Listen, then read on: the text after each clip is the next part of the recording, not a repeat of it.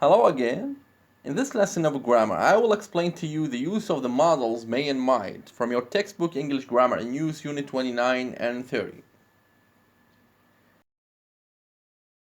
May and might are modal verbs which are usually used to say that something is possible or not likely. So you can say, she may know or she might know, without any significant difference between the two in meaning.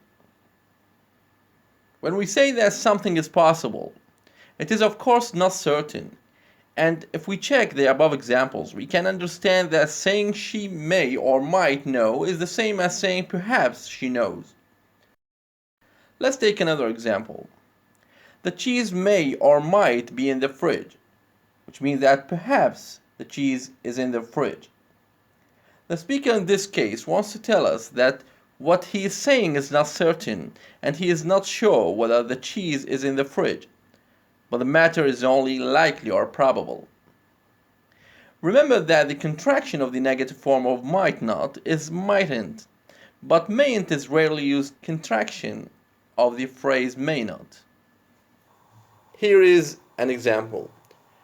Coronavirus mightn't or might not be fatal as previously thought.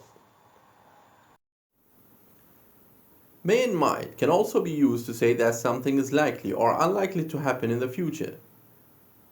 This is a couple of examples. Louis may or might not stay with us tonight, which means that perhaps Louis will not stay with us tonight. And it may or might snow next week, which means that perhaps it will snow next week. But the modals may and might differ from will with regard to the future in that with will we are sure that something is going to happen, but we use may or might when we think or we are not sure that this will happen. And this is another example. Frederick will send a letter to Carlos, and this is for sure, which means that the speaker is 100% certain that Frederick is gonna send the letter to Carlos. And Frederick may or might send a letter to Carlos, which is of course something possible and not certain 100%.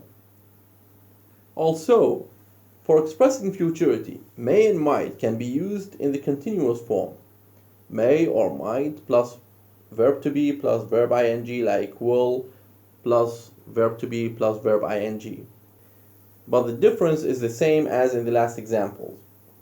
Now let's check these examples. Don't come at 9. I may or might be having my breakfast, which means that perhaps I will be having my breakfast. And don't come at 9. I will be having my breakfast, which is for sure, of course.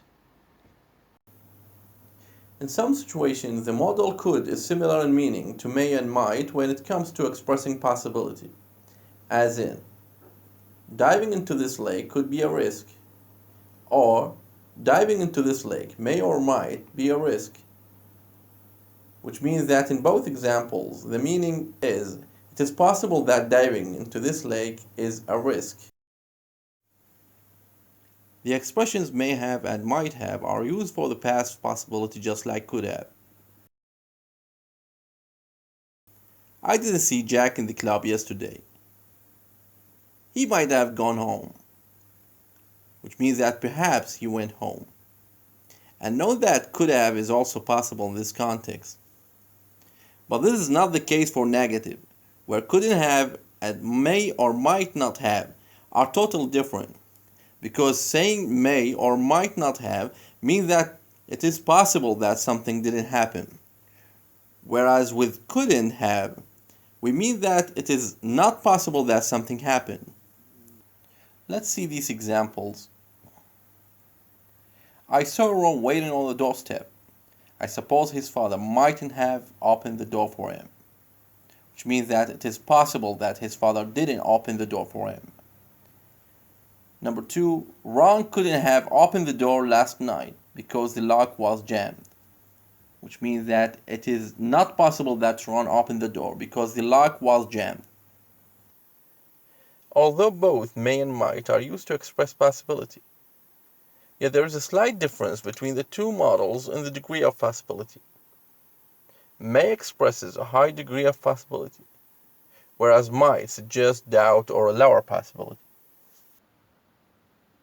Let's check the following. It may snow tomorrow. This shows higher possibility that it's gonna snow tomorrow.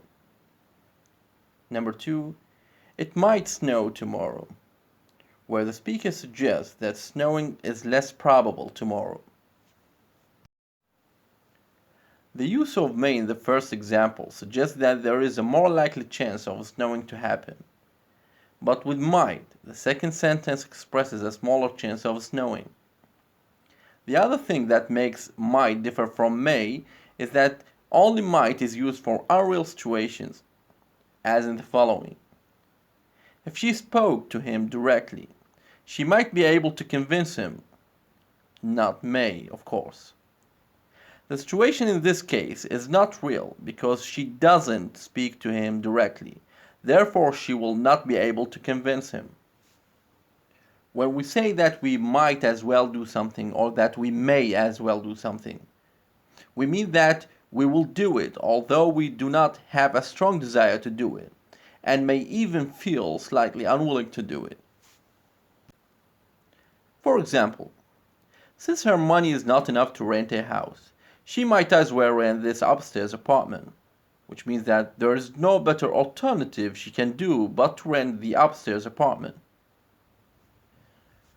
The other main use of may or might is when we want to ask a permission in a polite way, as it is with can and could, but may and might are more formal, like saying, I can't find my pen, may I use yours please?